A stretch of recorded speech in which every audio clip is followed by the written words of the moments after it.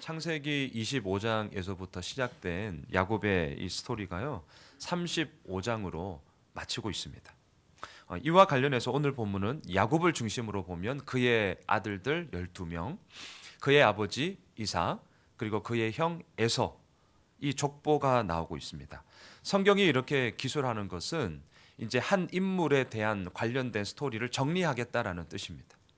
그렇기 때문에 이제 35장으로 야곱의 이야기는 끝나고요. 36장 에서의 족보 후에 37장부터 요셉의 이야기가 나오고 있습니다. 그러니까 이 시선이 이제 옮기겠다라는 것을 성경이 얘기를 하고 있고요. 그래서 이제 야곱과 관련된 주변 인물들을 지금 이제 다 정리를 이렇게 하는 것입니다. 오늘 보면은 크게 세 부분이에요. 첫째, 야곱의 12 아들들인데요. 이들 가운데는 지금 혼돈과 무질서가 있습니다. 하지만 영적 질서를 잡고 나아가야 한다라는 것을 지금 이 족보가 우리들에게 얘기를 하고 있어요. 두 번째, 야곱의 아버지 이삭의 죽음이 나와요. 슬픈 거죠. 여러분, 슬플 때는 슬퍼하셔야 됩니다. 하지만 그 슬픔 가운데서도 우리가 걸어가야 하는 길이 있는데 자기 열조를 향한 그 길을 가야 된다라는 것을 말하고 있어요. 세 번째, 야곱의 형 에서가 나옵니다. 자기만을 사랑했고 자기만을 챙기고 있어요. 하지만 우리는 알고 있죠. 하나님만을 사랑하고 하나님께만 의지해야 된다라는 것을 말하고 있습니다. 자, 이 부분을 차례로 살펴보겠습니다. 자, 먼저 23절로 오늘 보면 26절까지 야곱의 12 아들들이 나옵니다. 레아는 6명의 아들을 낳았죠. 라헬, 빌하, 그리고 실바는 각각 2명의 아들을 낳았습니다. 야곱의 삶을 정리하면서 왜 12 아들들의 이 계보를 언급하는 것일까? 이런 거에 너희들 정신 차려라. 그렇게 살면 안 된다. 너희들 이름값 해라. 라는 뜻이에요. 어제 본문 35장 16절 이하를 보면요. 야곱이 그토록 사랑했던 아내 라헬이 죽었습니다. 베들레헴에 라헬을 장사 지내고요.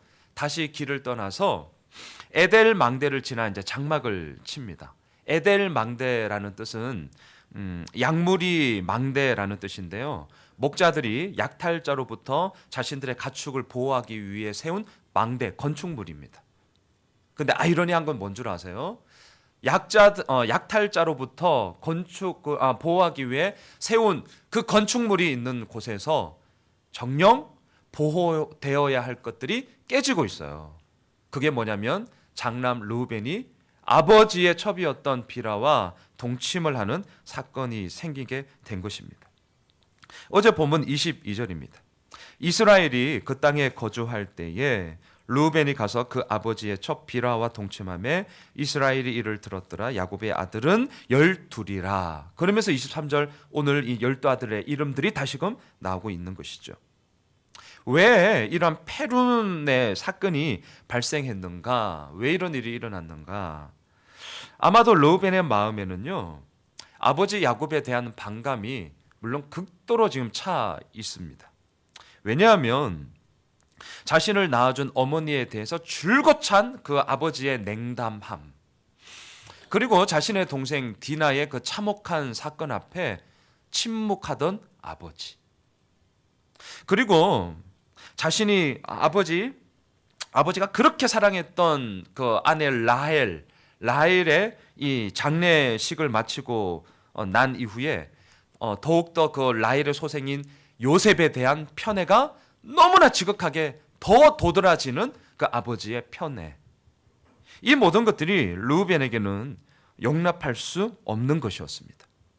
더군다나 라헬이 이제 죽고 나서 아버지 야곱이 상당히 꺾인 것 같아요. 이 장남인 르우벤의 마음에는 아버지를 대신해서 그 자리를 차지하려 했고 아버지의 권리가 내 권리다라는 의미로 아버지의 첩 비르하와 동침을 한 것입니다. 이러한 페륜은요, 후일 사무엘하 16장 21절 22절을 보면 압살롬이 쿠데타를 일으키죠. 그리고 성공을 해요. 그리고 나서 백주대낮에 무슨 짓을 하는 줄 아세요? 아버지 다윗의 후궁들과 백주대낮에 동침을 합니다. 이런 뜻이에요. 아버지 거가 이제 내 거가 되었다. 아버지의 모든 왕자가 나의 왕권이 나의 것이 되었다라는 것을 이렇게 알리는 정말 폐륜적인 사건을 일어나게 되죠. 자, 여하튼 22절의 이 사건은요, 다른 누구도 아닌 야곱의 장남이 저지른 것이고요. 이것은 12아들을 필두로 해서 시작되는 이 이스라엘 공동체 안에 이미 벌어졌고, 그리고 앞으로도 벌어질 그러한 갈등의 시작임을 보여주고 있습니다. 자, 하나님께서 원하시는 공동체의 모습은 결코 이런 것이 아니죠. 야곱이 베델로 올라가지 않았어요? 다시금 하나님 앞에 회개하지 않았습니까? 온전히 서고자 결단을 했던 것처럼 이 12아들들 역시 하나님 앞에 온전히 서야죠. 하지만 르후벤, 첫째 아들이에요. 첫째 아들. 12아들 공동체의 시작인 이 장남 르후벤에서부터 이 믿음은 지금 완전히 깨져버렸습니다. 이런 상황 가운데 오늘 본문 23절로 26절까지 야곱의 스토리를 이제 정리하는 이 가운데 다시 한번 12아들들의 이름들이 또박또박 지금 적혀서 기술되고 있다는 것이죠. 왜요? 이러면 안 된다예요. 이러면 안 된다. 정신 똑바로 차리고 바르게 살아라 입니다. 여러분, 우리도 정신 못 차리고요, 엉뚱하게 살 때 말하죠. 야, 양순웅. 뭐예요? 제 이름을 몰라서가 아닌 거죠. 양순웅이라는 이름을 몰라서가 아니라 네 존재가 어디에 있느냐라는 것을 의미하는 것 아니겠어요? 한 존재가 하나님 앞에서 어떻게 서야 하는지를 알면서도 그렇게 하지 못할 때 정신 차리라는 거예요. 하나님 앞에 회개하고 하나님 앞에 온전히 서라라는 의미 아니겠습니까? 야곱의 12아들들도 마찬가지였습니다. 이들은 하나님 앞에 온전히 서 있어야 했습니다. 아브라함, 이삭, 야곱에게 말씀하신 그 민족을 이루는 토대로 서 있어야 하는 거예요. 자신들의 뿌리를 알고 무엇보다 하나님 앞에 각자가 믿음의 온전함을 이루며 서 있어야 한다는 거예요. 자, 오늘 본문을 대하는 우리도 이러해야 됩니다. 하나님 앞에서 나의 이름이, 나의 삶이 온전히 서야 됩니다. 진짜 이름값을 해야 됩니다. 이름값을. 하나님을 믿는 자로서 우리에게 주어진 이름값을 해야 됩니다. 바라기는 이러한 믿음의 길을 우리 함께 걸어가기를 소망합니다. 두 번째로는요, 27절로 29절까지를 보셔요. 야곱의 아버지 이삭의 죽음이 나옵니다. 자, 이삭은요, 창세기 27장에서 야곱에게 축복했어요. 창세기 27장에서 27장 2절을 보면 제가 한번 읽어드릴게요. 이삭이 이르되 내가 이제 늙어 어느 날 죽을는지 알지 못하니. 자, 이삭은 자신이 죽을까 봐 아들에게 축복했습니다. 하지만 그는 당장 죽지 않았습니다. 야곱이 형 에서의 축복권을 가로채고 아버지의 집을 떠날 때의 나이가 77세였어요. 이삭은 야곱을 60세에 낳았거든요. 그러니까 그때 이삭의 나이가 137세예요. 그런데 오늘 본문, 자, 28절을 이제 보세요. 우리 28절 같이 읽어볼까요? 시작. 이삭의 나이가 180세라. 자, 180세에 이삭이 죽었어요.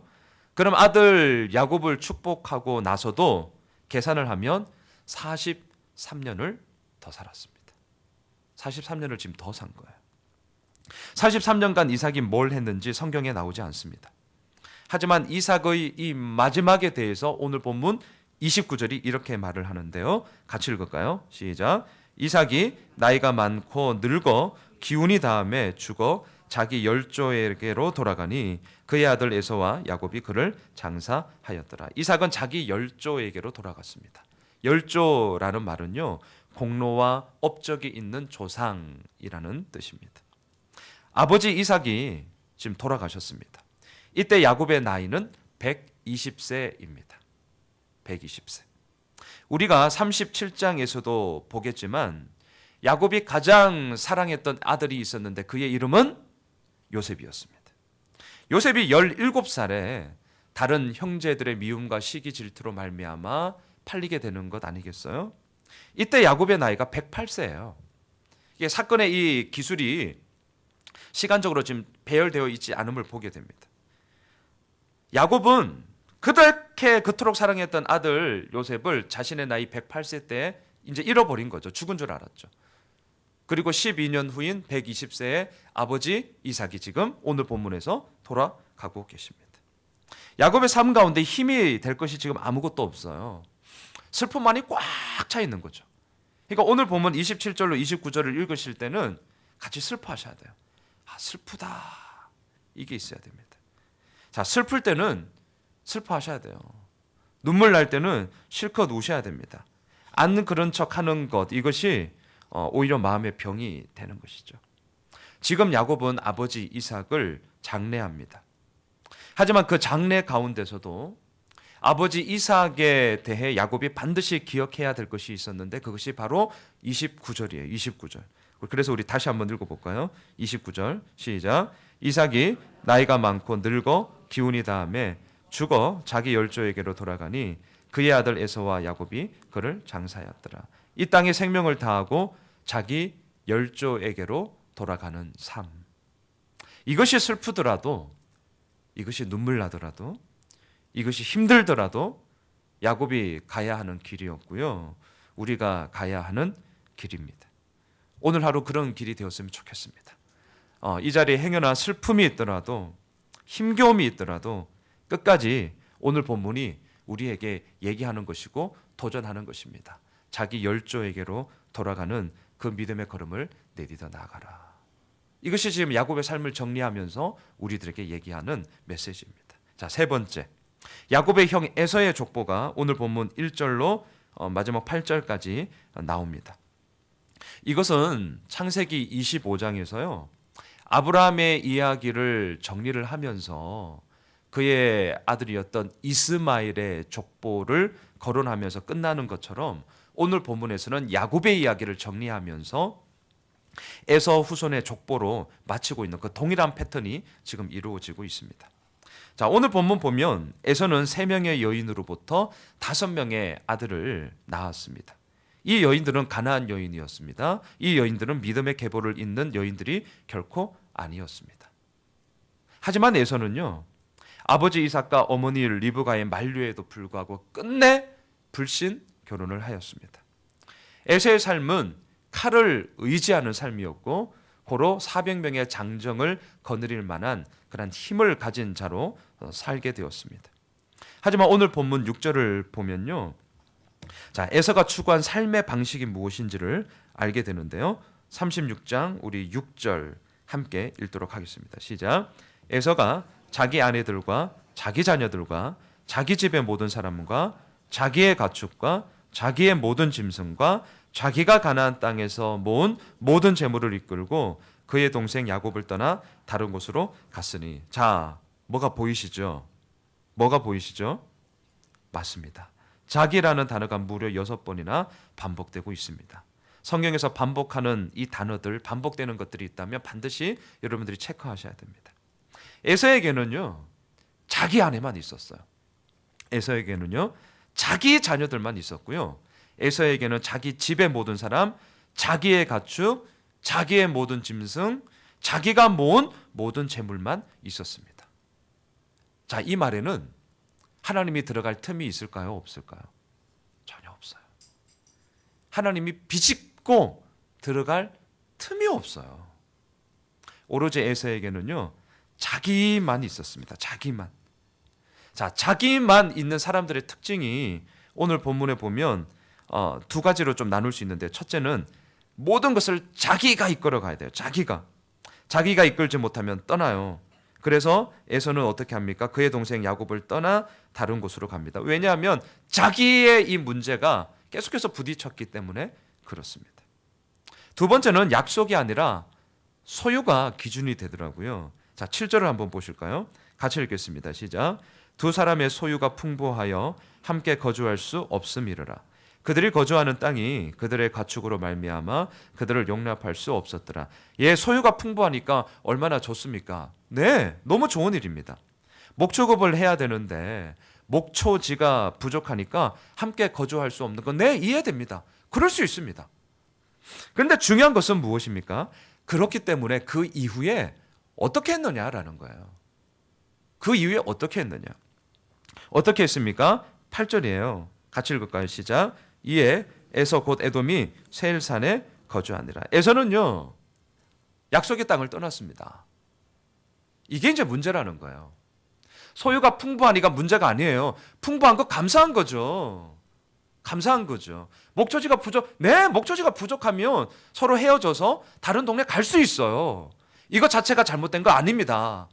뭐가 잘못된 거예요? 그 이후에 그 행보가 잘못된 거예요. 세일산에 거주하니라. 이것은요, 야곱, 아브라함, 이삭, 야곱 그의 아들들을 향하여서 하나님께서 말씀하신 거주하라는 땅이 아니었다는 게 이게 문제라는 거예요. 에서는 떠났습니다. 왜냐하면 약속이 그의 삶에 중요한 것이 아니라 그의 소유가 중요했기 때문에 그러시죠. 제가 극단적으로 말하면 소유가 줄더라도, 목초지가 부족해서 꾸역꾸역 하더라도 그것 앞서 그곳이 약속의 땅이라면 그들은 함께 해야 됩니다. 약속! 근데 눈에 보이지 않는 것이죠. 철저히 신뢰로 이루어지는 이야기가 약속이잖아요. 그래서 우리가 힘든 것 아니겠어요? 하지만 소유, 당장 눈에 보입니다. 신뢰, 믿습니다 이런 것 하지 않아도 당장 내 손에 잡히는 것이 소유라면 이것이 이제 우리들에게 힘든 부분인 것이죠. 에서는 약속이 아니라 소유가 기준이었습니다. 왜냐하면 자기만의 사람이었기 때문에 그렇습니다. 자기라는 단어가 무려 6번이나 반복되는 에서의 삶의 지향점을 우리들에게 보여주고 있기 때문에 그렇습니다. 에서는 할아버지 아브라함, 아버지 이삭으로부터 내려오는 아버지 야곱으로부터 내려오는 하나님의 약속이 아니라 지금 자기 손에 있는 소유가 결국 기준이 되었고요. 그렇기에 에서는 그의 길을 떠나고 있습니다. 자, 말씀을 정리하겠습니다.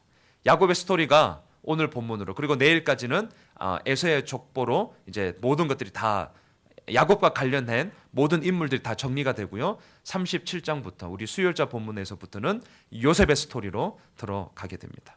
오늘 세 가지를 보았습니다. 야곱의 12 아들들, 한마디로 이름값을 해야 했습니다.